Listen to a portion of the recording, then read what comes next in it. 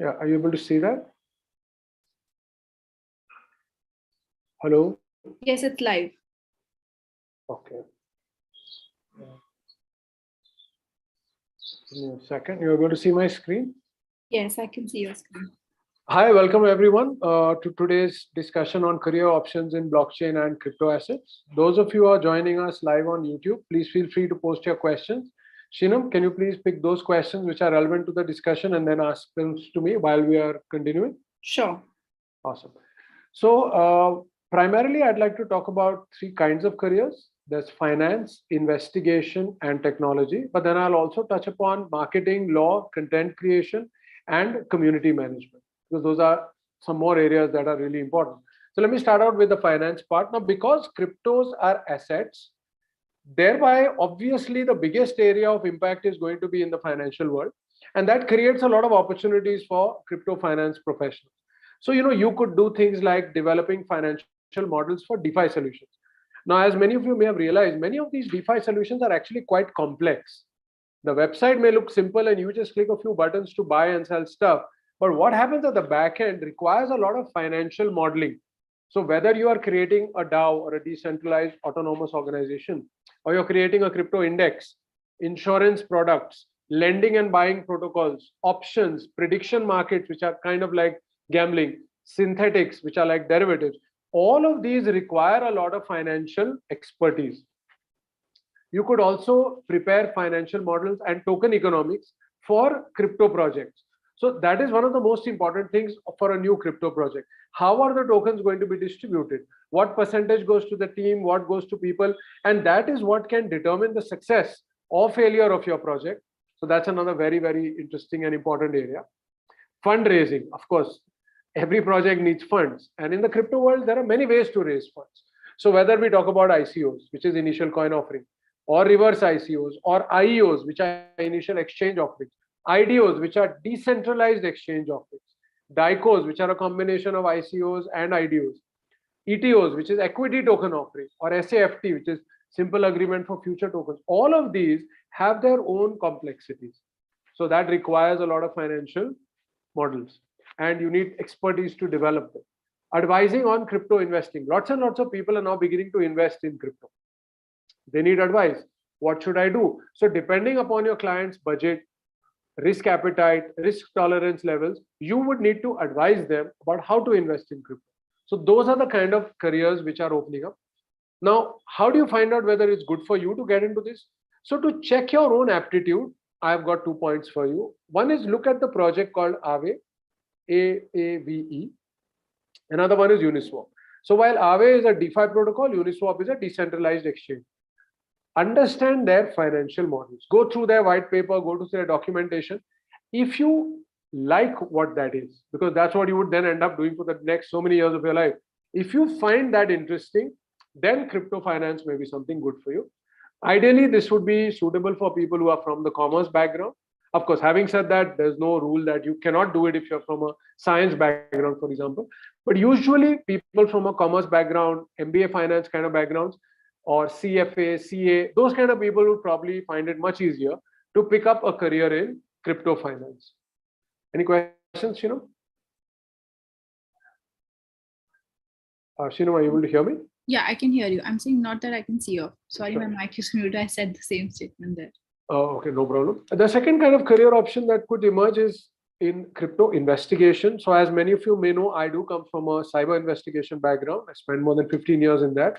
And in fact, I first came across Bitcoin when I was helping one of the law enforcement agencies investigating a case of the drug mafia using Bitcoin for payments. As we all know, the first big use case of Bitcoin was by the criminals, and primarily in the darknet markets like Silk Road. Having said that, while crypto has evolved to so many use cases, a lot of criminals still continue to use crypto. So a crypto investigator would handle investigation of things like darknet markets, which is sites on the Tor which sell all sorts of illegal things. It could be drugs, it could be weapons, it could be documents which are fake. Then there's money laundering, which is converting black money into white, and that's another huge area. And in fact, you'll be surprised to know that a lot of the NFT trading today is actually money laundering, because it makes it very easy for someone to say, look, you know what, somebody paid $1 million for my NFT. And immediately he can put that $1 million into the bank and make it white money and pay some tax on it. So NFTs actually make it easy to do money laundering. And I would say today, using things like Bitcoin is actually not recommended for money laundering because you can be traced, but NFTs make it easier. So a crypto investigator would know how to handle those kind of cases. We have malware.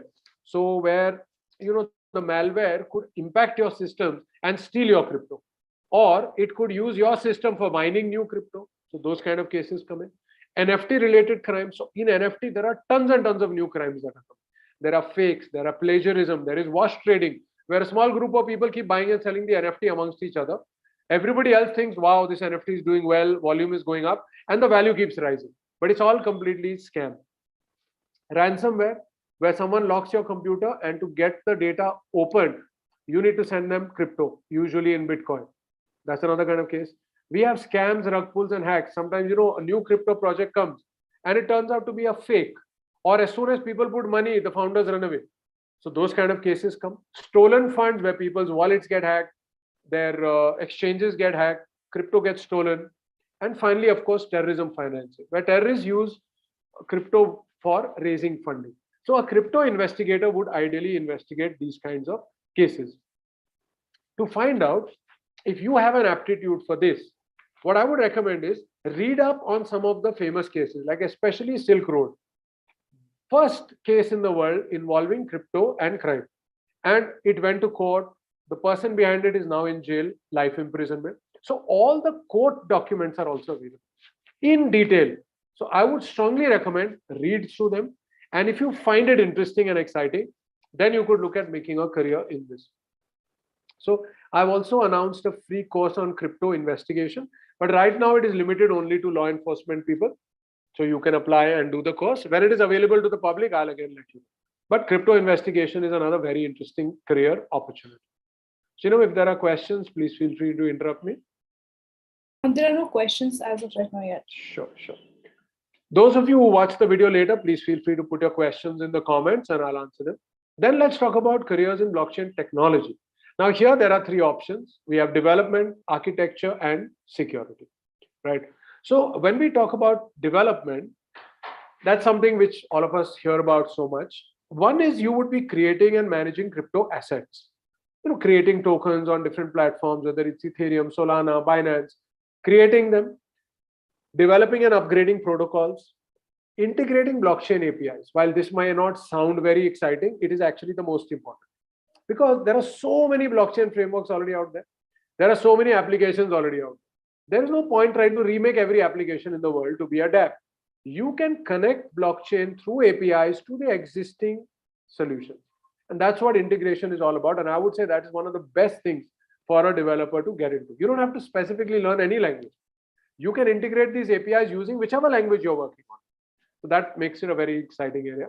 Developing dApps, of course, and developing smart contracts. So on Ethereum and Binance, on many other such blockchains, you need to create smart contracts, which basically determine how a token is going to function. So that requires a special skill. And that is where, special programming languages like Solidity also come into the picture. And if you do want to get into that and you want to see, does it really make sense? Do I have the aptitude for it? It's not so difficult. I mean, I'm going to talk about that just in a few minutes from now. Second would be a blockchain architect. So that's kind of the work that I do. So as a blockchain architect, I'm supposed to know about some of the top blockchains. So I have a reasonable amount of expertise in about 16 different blockchains.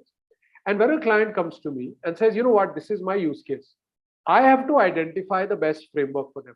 Because there is no point me trying to tell a client, build your own framework. That doesn't make sense. There are already more than 100 good frameworks out there. We need to identify which one makes sense for what the client is trying to do. And then design a blockchain network, which could be private, public, hybrid, permissioned or permissionless, and using the framework that we think is the most suitable.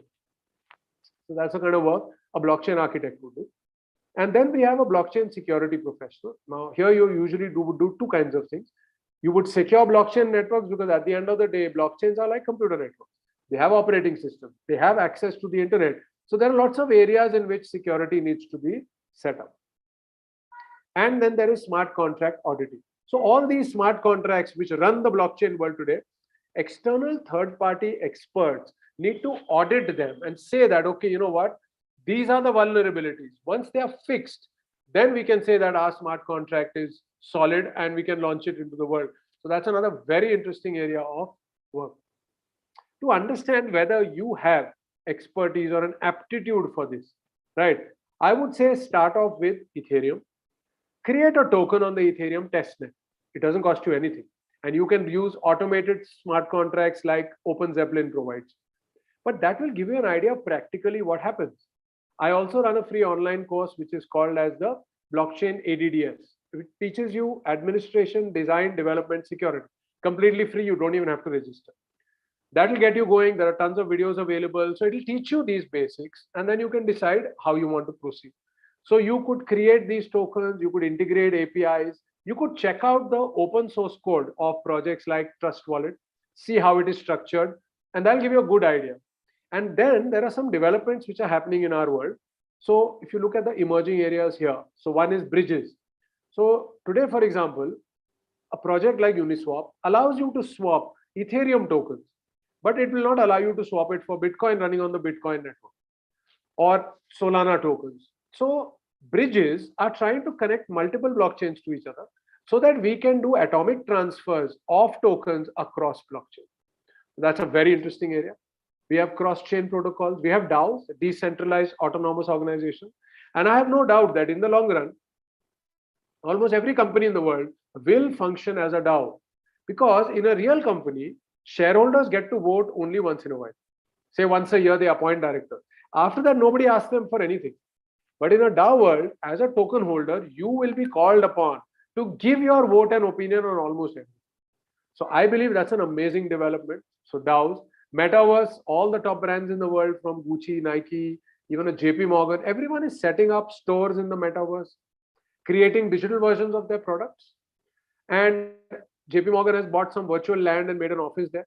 All of this is showing so much need for development also. We have NFTs. So NFTs again are of multiple types. Lots of development work needed. Play to earn games, wrapped assets, Web 3.0. I'm sure you guys have heard all these terms. But these are the emerging areas in blockchain. So as a blockchain developer, architect, or security professional, these are the kind of areas that you could build opportunities in. So, many questions? So, not a question, but just an appreciation for arranging this session. Sure. Thank you so much. And I will be doing these sessions every week from now on, every Saturday, and I'll keep telling you what the next topic would be. Then I'd like to talk about some other areas. So one is marketing. So no matter what your background, you can go into marketing if you have a passion for it, right? And if you know how to sell stuff, at the end of the day, that's what a marketing guy is supposed to do. Yes, you create the brand name for your project, but at the end of the day, it has to translate into money. Now, the only difference that I think is there between crypto marketing and other marketing of any other product in the world, crypto is a very different product and the audience is on very different platforms. So you need to understand that what audience is this particular crypto project targeting. Now that audience may be in specific countries. It may be on platforms like Discord, Telegram, Twitter. You need to figure that out. And then you need to approach that audience, build your brand in a different manner. So it requires a lot of passion for crypto because only then you will be able to understand that crypto people talk in a different language. Don't try to sell them stuff using the conventional language. You need to understand what lingo to use, what kind of things they actually look at. What is an airdrop? Why is that important? Those are the kind of things that a crypto marketing person would do.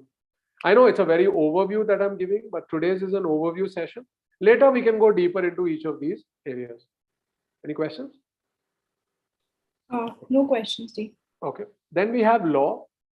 So as we know now, different countries are beginning to regulate crypto. Of course, India is one of them also. And every country is taking a different approach. So on the one hand, US has states like Wyoming, which are very, very positive, and they have come out with their own series of laws. Then we have countries like India, which have defined cryptos under taxation laws, like the income tax. We have countries which have outright banned. We have countries which have made it totally illegal, tax-free. So every country is looking at it from a different point of view. Every project that comes up has its own area of opportunity for you. So whether you talk about, designing the terms, designing the intellectual property notices. So for the legal people, a huge number of opportunities are beginning to open. And the beauty here is there are very few experts.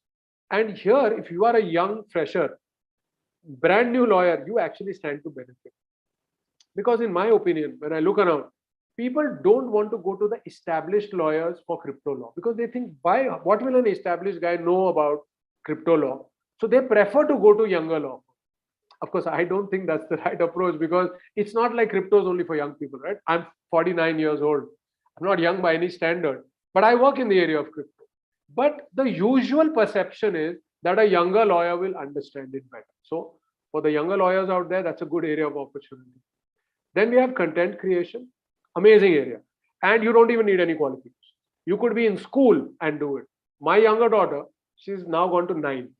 And she's been doing crypto creation, crypto content creation now for almost a couple of years. And she charges 2 rupees a word.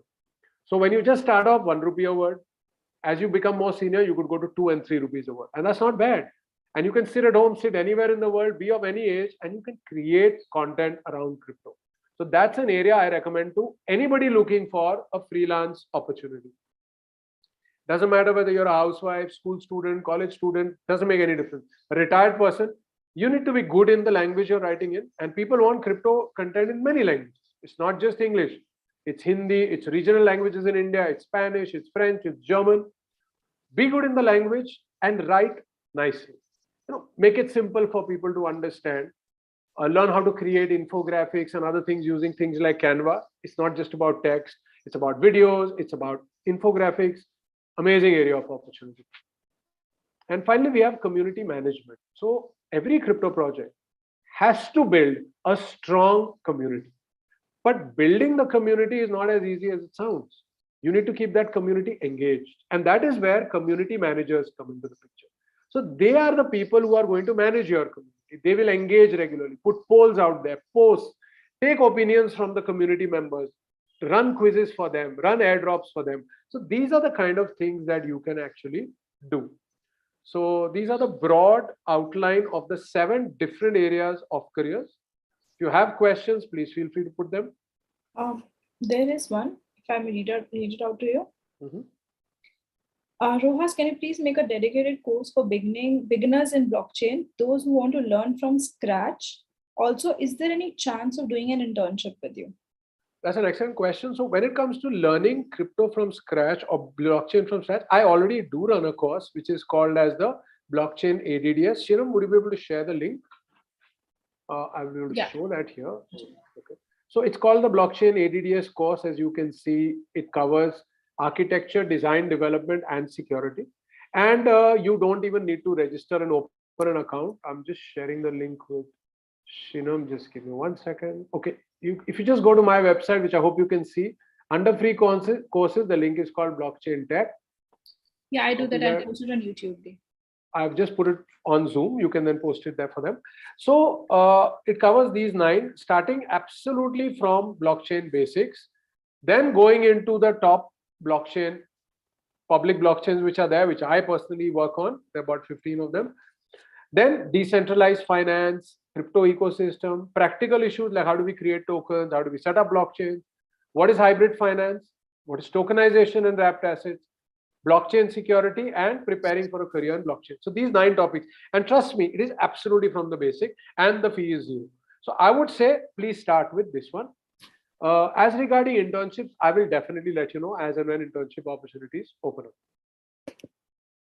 Any other questions? Yeah, there's one more. 1 second, I'm just reading it out. Practical issues like how do we create token. Souvik has a question. Kindly make a detailed session marketing, community management, and content creation. Rohas, in future, I learned a lot today. Thank you for today's session. Most welcome. I will definitely make a session. So, if you could note that down, let's. So, like I said, all these different areas today, I just wanted to give you an overview, and probably each of these areas will need its own session because there are so many things that you could do in it. So I'll definitely do it. Yeah. There's one more from Atul. I'm someone who's interested in technology and finance. Is there any way we can combine both? Sure. So again, actually, then you're very similar to me. Even I really like, of course, I like also the marketing aspect and the content creation and definitely the finance and marketing. So, and tech. obviously. So no, there is no rule that you can't do multiple things. It's totally up to you and your aptitude. The only thing you've got to realize is if it's your own project, then naturally you can do 4 things. But if you're applying for a job or an internship in someone else's project, then they would ideally ask you to choose one or take one special. But there's no problem. If you like multiple, I think you should definitely increase your skills in all those areas. Just put in more hours a day into it and you'll have expertise in multiple areas. Yeah, hope that answers your question. Shinu, any other questions? Not that I can see of. Okay, awesome.